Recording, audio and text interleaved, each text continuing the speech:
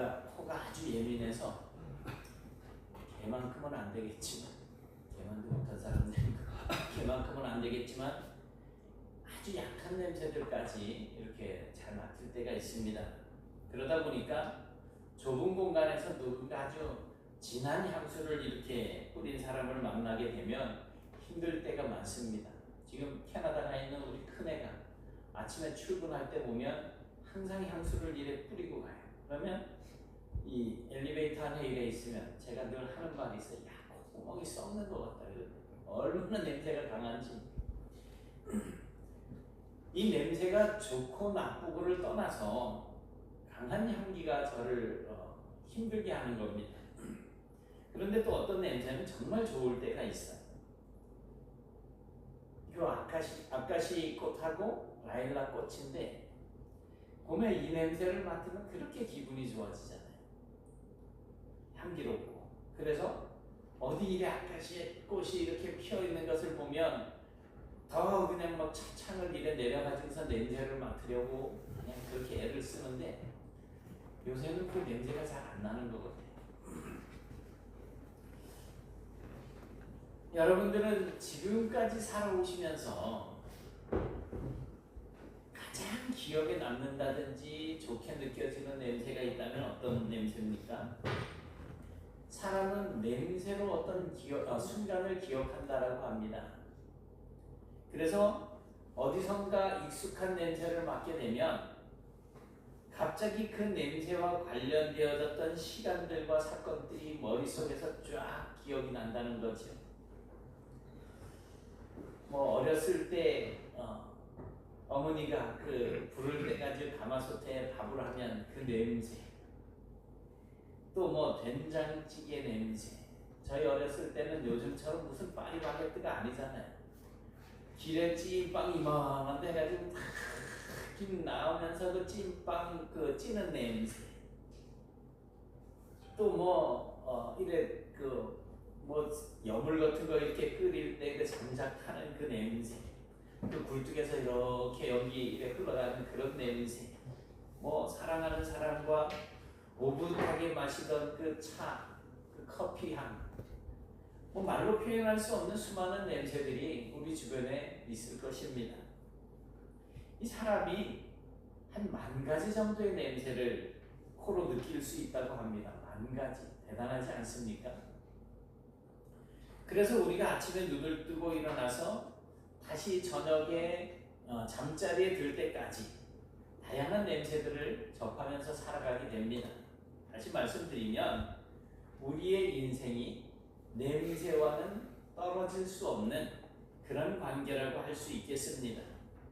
그런데 지난 몇 년 동안 우리가 코로나 시대를 겪고 있잖아요. 저도 2번이나 코로나를 겪었는데 첫 번째 코로나를 겪었을 때 이 냄새가 잘 안 맡아지는 거예요. 이 코가 고장이 났나?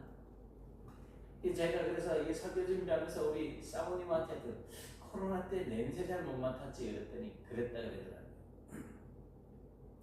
근데 이런 현상이 우리 두 사람뿐만 아니라 초기에 이 코로나에 감염되었던 사람들에게 나타나는 후유증이었었는데 그 후유증 가운데 가장 많은 것을 차지하는 것이 바로 냄새를 맡지 못한다는 보고가 있었습니다. 사람이 살아가는 데 있어서 냄새를 맡지 못하게 된 것이 그렇게 큰일일까라고 생각할 수 있는데 일단 냄새를 못 맡으면 이따가 점심 때 또 그거 고기예요? 아까 주방에 갔다가 냄새가 그냥 코를 찌르더라고요. 지금 허기가 지기 시작했어요. 또 생각하니까 싱그르고. 근데 냄새가 안 나면 맛을 잘 못 느껴요. 향이 없으면 맛이 없어져요. 이제 우리 몸의 이상 징후가 이제 또 그리고 많은 위험들을 이제 감지하는 데 이 냄새가 큰 일을 감당을 하게 되는데 예를 들면 집안에 예전에 저희 어렸을 때 연탄가스, 요즘은 가스가 막 새서 그냥 집안에 가스가 있을 때 원래 가스는 냄새가 안 나지만 거기에 이제 냄새가 나도록 이렇게 하잖아요. 그 가스 냄새를 못 맡으면 큰일 나는 거예요. 또 찌개를 올려놨는데 깜빡하고 그냥 내비뒀어. 숯덩어리가 되고 나면 나중에 어떻게 돼요? 불나잖아요. 근데 그 탄내를 못 맡게 되면 그 집에 정말 위험한 일이 닥치게 되겠죠. 그러니까 이런 위험을 감지하는데 이 후각이 도움을 주는 겁니다. 또 음식이 상한 음식이 있는데 그 상한 냄새를 맡지 못하고 먹게 된다면 몸이 또 망가지게 되겠죠. 그런데 이 후각을 잃게 되면 또 죽음의 위협에 노출이 되어질 수가 있습니다. 이 나이가 이제 이래 들어가면서 노인의 경우에 이 냄새를 맡는 이 기능이 이제 점점 상실이 되어지게 되면 뭐 단순하게 노화의 결과이다. 그러니까 너무 오랫동안 이래 하다 보니까 무뎌졌을 수 있다라고 생각할 수도 있겠지만 후각이 상실되어지는 경우에 뇌 손상을 의심할 수가 있고 또 알츠하이머나 파킨슨과 같은 병을 이제 앓고 있다라고 하는 그런 전조 증상이라는 거죠. 그리고 이 냄새를 맡지 못하는 것은 다양한 뇌 손상에 대한 결과일 가능성이 크기 때문에 냄새가 나지 않는다는 것을 너무 가볍게 여기고 넘어가면 안 됩니다. 또 이 알츠하이머나 파킨슨병을 앓는 환자들 가운데 90% 이상의 사람들에게서 후각 상실의 증상이 나타난다는 거예요. 이 알츠하이머병이나 알츠하이머병은 노인성 치매라고 이제 그렇게 부르고 있는데요. 원인은 불명하지 않지만 이렇게 보면 위에서 이렇게 단면으로 촬영을 하면 약간 나비 모양으로 되어서 하얗게 이렇게 좀 두꺼워야 되는데 이게 얇게 이렇게 이제 말라있는 그런 현상이 나타납니다. 그러니까 뇌가 위축이 되다 보니까 기억력이 상실이 되어지고 또 방향 감각이 현저히 약해져서 저희 어머니가 처음에 치매의 그 초기 증상이 나타날 때 버스에서 내리다가 넘어지시고 길 가다가 무릎이 막 여기가 시퍼렇게 무릎이 막 멍이 들어있고 막 이렇더라고요. 자주 넘어지게 되는 거예요. 이 파킨슨씨 병도 비슷한 증상이 있습니다. 그래서 두 증상의 초기에는 의사들이 이곳저곳으로 이렇게 걷게 하는 것만으로도 증상을 예측하기도 합니다. 그런데 이 냄새를 맡지 못하는 후각 상실은 인지장애나 또 이 보행 이상 등 정말 퇴행성 뇌 질환의 아주 주요 임상 증상이 뚜렷해지기 전에 완전히 그냥 저 사람은 알츠하이머다, 저 사람은 파킨슨이다, 파킨슨병을 앓고 있다라고 하는 이런 진단이 완전히 떨어지기 몇 년 전부터 이런 증상이 나타난다는 거예요. 이는 노인성 치매를 일으키는 가장 큰 원인인 알츠하이머의 경우 해로운 단백질인 베타 아밀로이드라고 하는 그 단백질이 쌓여서 뇌세포가 이제 파괴가 되면서 일어난다고 합니다. 그래서 이 베타 아밀로이드가 가장 먼저 축적되어지는 그 부분이 바로 후각신경 있는 곳이라는 거예요.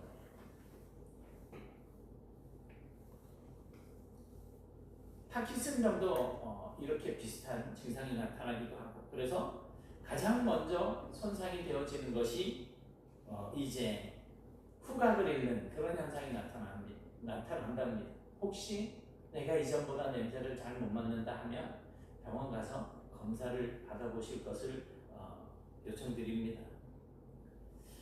그래서 노인의 경우에 후각을 잃어버린 분들의 그 사망률이 그렇지 않은 분들에 대비해서 훨씬 높다는 거예요. 전에 그리스도인의 정체성에 제가 오후 예배 때 말씀을 드리면서 우리는 그리스도의 향기라고 하는 말씀을 전해드렸잖아요. 간단하게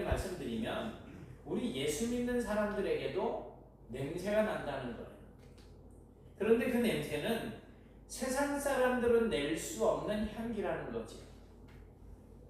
고린도전서 2장 15절 말씀을 한번 보시겠습니다. 분홍색 시작. 우리는 구원받는 자들에게나 망하는 자들에게나 하나님 앞에서 그리스도의 향기니. 아멘. 오늘 읽은 이 본문 말씀을 보니까 하나님께서는 사람들이 드리는 향기로운 이 제물의 향기로운 냄새를 맡으신다라고 그렇게 말씀을 하고 있습니다. 오늘 본문에서. 그렇다면 그것이 무슨 내용인지를 오늘 함께 나누어 보고자 합니다. 사람들은 크게 두 가지 이유로 하나님 앞에 제물을 가지고 나옵니다. 그 첫 번째 의미는 자원에서 드리는 제물. 자원제의 종류에는 번제와 화목제가 있습니다. 감사로 드리는 감사제도 있어요. 그런데 이 자원제를 드리는 그 의도 자체가 내 스스로 헌신과 감사의 어떤 의도를 가지고 나오는 것이기 때문에 어떻게 보면 고귀하다, 또 권장할 만한 그런 제사라고 할 수 있습니다. 그리고 가져오는 자에게는 그야말로 자랑할 만한 제사인 거예요. 번제를 드리고 화목제를 드리고 감사제를 드리는 것은 내가 이런 감사할 일이 있고 내가 이런 일들이 있어서 하나님 앞에 제물을 드리는 겁니다. 자랑할 만한 일들이라는 거죠. 그리고 이 자원제는 하나님이 받으시기에 기쁘고 즐거운 제사였습니다. 그런가 하면 또 두 번째로 제물을 가져오는 이유는 내가 원해서 가지고 오는 것이 아니고 가져와야만 하기 때문에 가지고 오는 제물인 거예요. 그 종류는 속죄제와 속건제가 있습니다.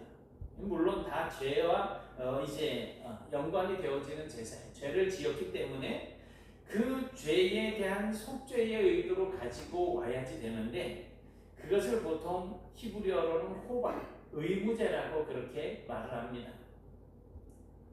이 속죄제와 속건제는 말 그대로 하나님 앞에 죄를 지어서 가져온 것이었기 때문에 그 제물 자체를 내놓고 자랑할 만한 것은 아니라는 거예요. 나 죄를 지었는데 제물 드립니다. 이게 아니라는 거지. 그런데 오늘 본문은 바로 번제와 연관이 되어지는 그러한 내용입니다.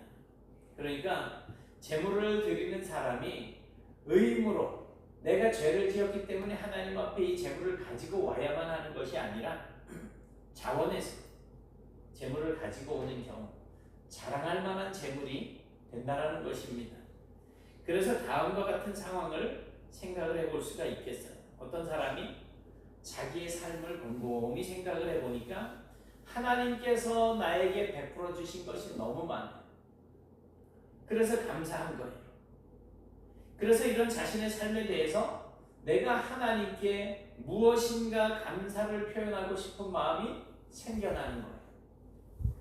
이 감사는 자기 인생에서 단순히 어떤 한 가지 내용에 대한 감사가 아니고 전체적인 감사인 거죠.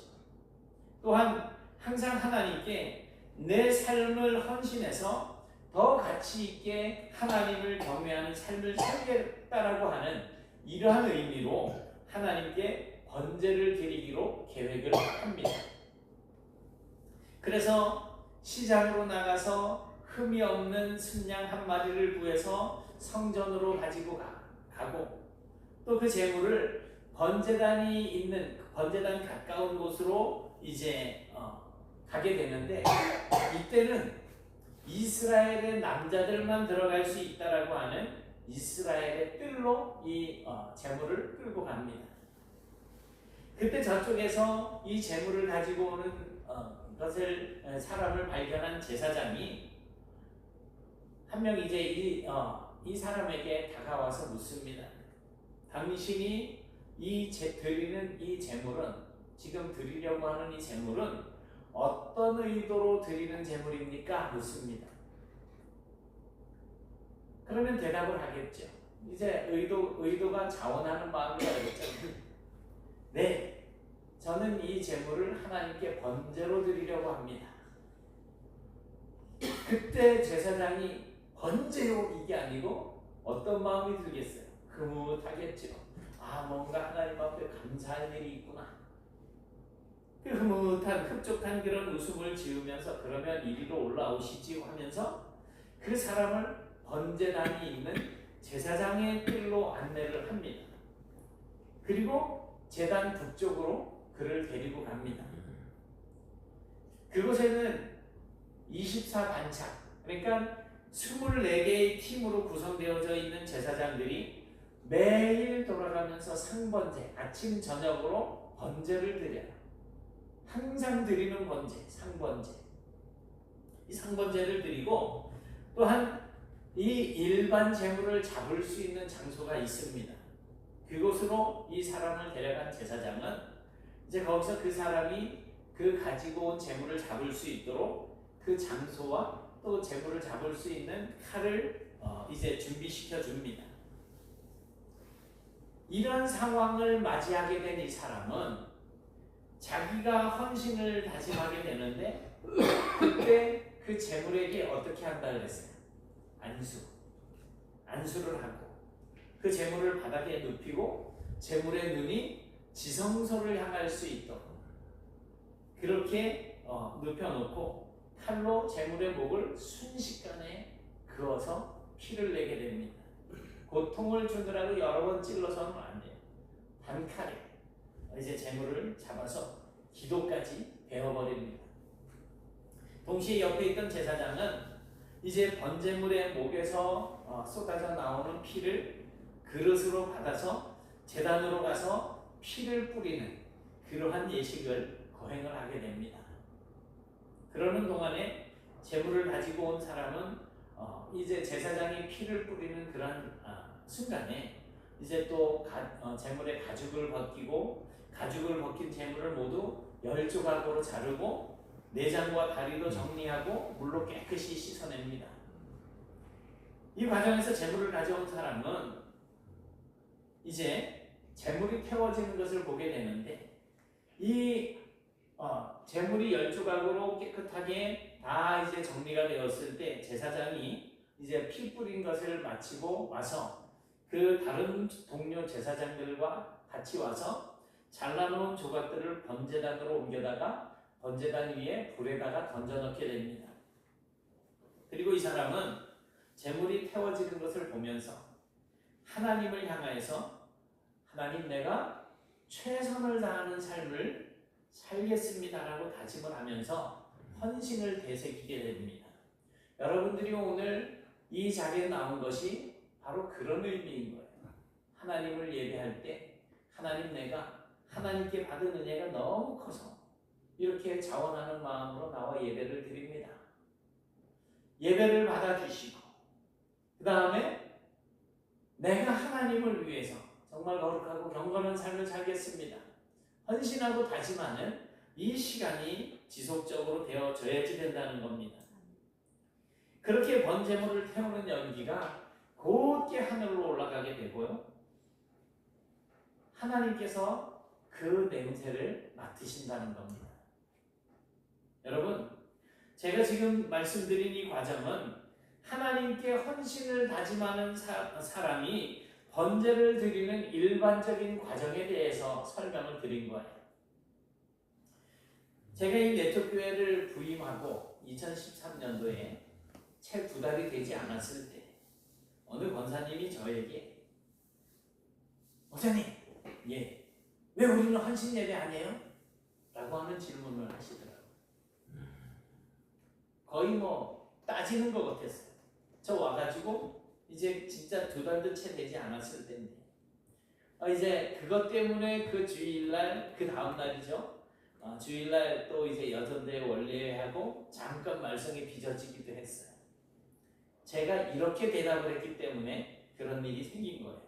권사님, 누가 시켜서 하는 것은 헌신이 아닙니다. 여전도회가 정말 하나님 앞에 헌신 예배로 드리고 싶으면 자발적으로 드리고자 한다면 여전도회에서 헌신하기로 결정을 먼저 하시고, 그리고 나서 저에게 말씀을 하시면 날을 정해서 헌신하는 예배로 드릴 수 있도록 하겠습니다. 올해 우리 남전도회, 여전도회 헌신 예배 한 번도 안 하면서 지금 11월을 맞이했잖아요. 왜 우리는 헌신 예배가 없지? 왜 그럴까요? 각 기관에서 자발적으로 헌신을 다짐하지 않기 때문에 제가 헌신 예배를 따로 이렇게 정해서 헌신 예배 하세요라고 하지 않는 거예요. 시켜서 하는 것은 헌신이 아니잖아요. 이 헌신이라고 하는 것은 자원제에 속하는 겁니다. 의무제가 아닌 거예요.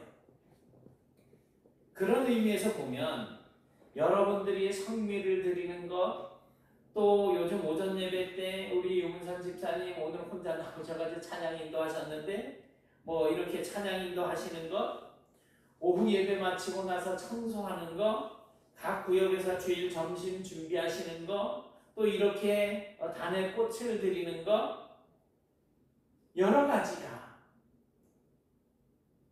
그리고 그 외에 어떠한 것이라도 다른 사람들에게 보이기 위한 것이 아니고 내가 하나님 앞에 감사하는 마음으로 하는 것이라고 한다면 그것이 바로 하나님 앞에 자원해서 드리는 제물이 되는 거예요.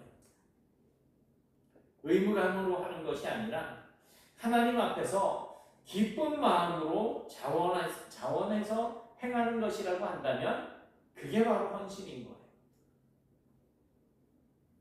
이런 행위들을 하거나 흔히 말하는 헌신 예배를 드릴 때 자원하는 마음이 필요하고, 이런 헌신을 행할 때 내가 하나님 앞에서 최선의 삶을 살겠다라고 다짐하는 것이 필요한 겁니다.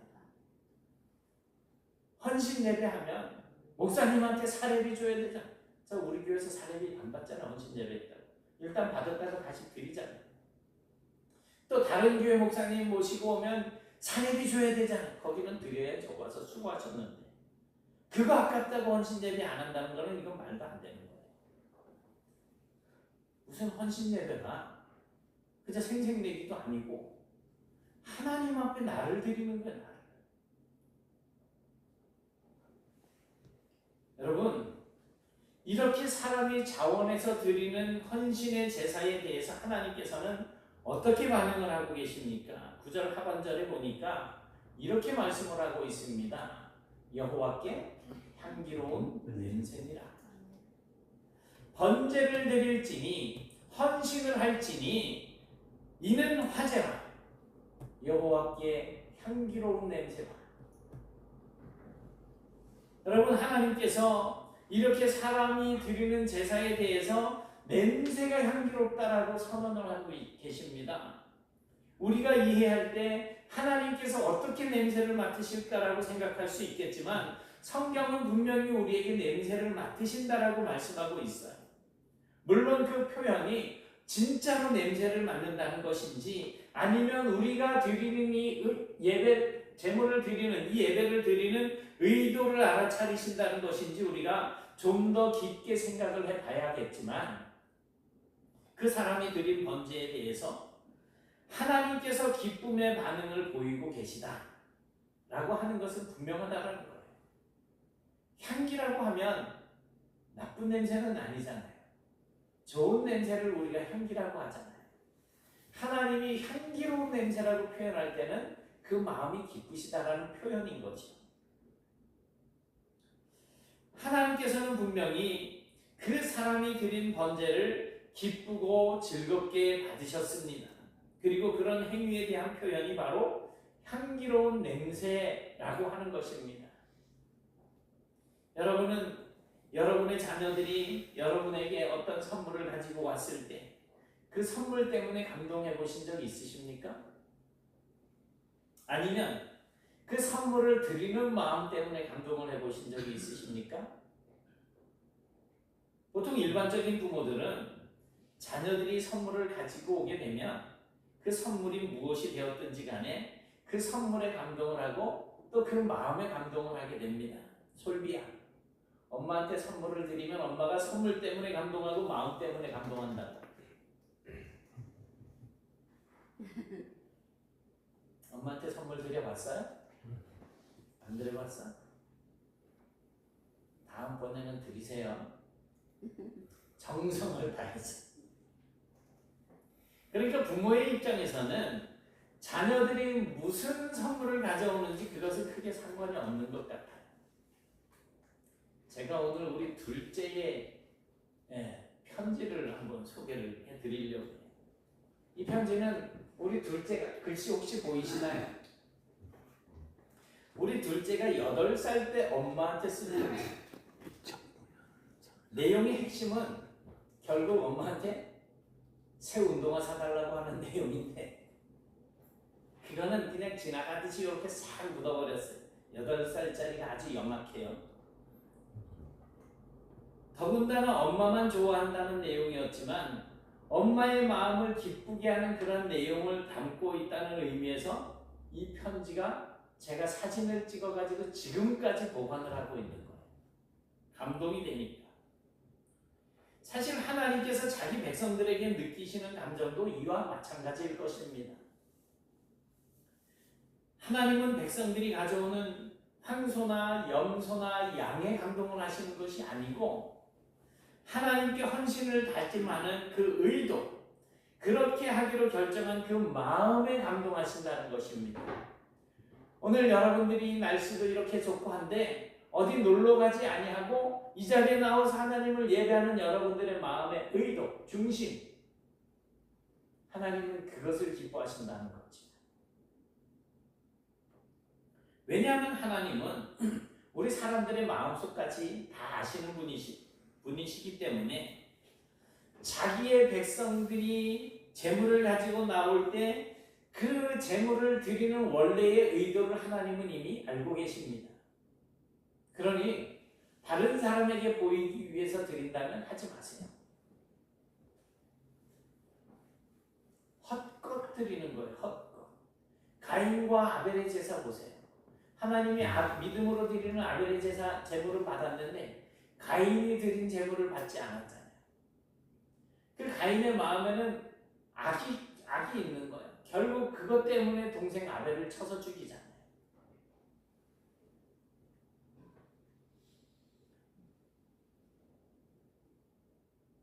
그러니까 진정으로 하나님을 사랑하고 하나님을 경외하고 하나님을 존중히 여기는 그런 마음을 우리가 가지고 있다면 하나님께서는 우리의 마음을 이미 잘 알고 계신다는 것입니다. 그리고 그러한 마음으로 결정을 해서 드리는 이 제사의 제물을 기뻐하시면서 받으신다라고 하는 표현으로 향기로운 냄새라고 그렇게 표현해주고 계시는 것입니다. 여러분, 하나님께서 여러분에게 무엇을 원하고 계시는지를 알려고 한다면 여러분의 자녀가 여러분들에게 어떻게 해주면 여러분이 감동을 하게 되실지 그것을 생각해 보시면 되겠어요. 편지, 하나님 앞에 기도하는 거라고 생각을 해보시면 되겠죠. 혹시 보이셨나요 이거? 읽어드릴까요? 한 1.5분 걸릴 텐데. 엄마께, 아빠는 빠졌어요. 요것이 엄마께, 엄마 안녕하세요. 저 민영이에요. 여태까지 저를 건강하게 잘 키워주셔서 감사합니다. 저는 엄마가 일하시는 모습을 보고 나서 엄마 말을 더 잘 들어야 하겠다고 생각하였습니다. 그리고 열심히 돈 벌으셔서 좋은 집으로 이사도 가고 좋은 학교로 전학 오게 해주셔서 정말 감사드립니다. 오늘은 엄마가 산으로 올라가신다고 말씀하셔서 무척 깜짝 놀랐습니다. 엄마가 그 험한 산길을 오르신다는데 깜짝 놀라지 않을 리가 있나요? 저는요, 이 세상에서 엄마가 제일로 좋아요. 공부할 때, 피아노 칠 때, 놀 때 모두 엄마가 일하시는 모습이 떠올라요. 그리고 제발 새 운동화 사주세요. 부탁이에요. 그리고 맛있는 음식을 많이 만들어 주셔서 정말 감사합니다. 정말 저는 엄마께 감사할 것이 너무 많아요. 그럼 산에 조심히 다녀오세요. 2003년 10월 31일 엄마를 사랑하는 딸 민영올리. 제가 승질이 나요, 안 나요?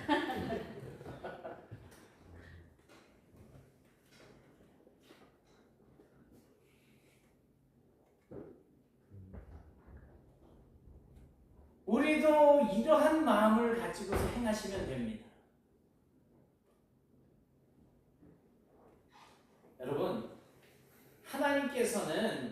백성들이 드리는 제물을 받으시고 향기로운 냄새라고 하십니다.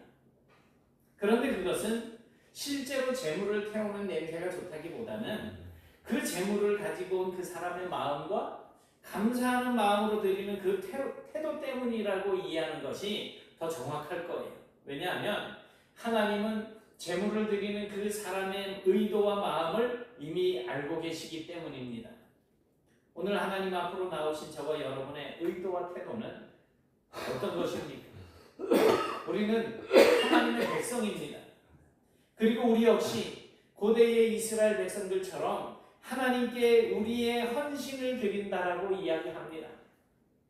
하지만 그 헌신이 말로만 헌신이 아니고 사람들에게 나를 보이기 위한 가식적인 헌신이 아니고 진정으로 하나님을 기쁘시게 하는 모든 마음과 태도를 담은 자발적인 헌신이 되셔서 저와 여러분들을 향해서 너희가 드리는 제물이, 너희가 드리는 예물이, 너희가 드리는 예배가 나에게 향기로운 냄새가 되었다라고 하는 이 선포를 들을 수 있는 그런 삶을 사는 성도들이 되시길 바랍니다.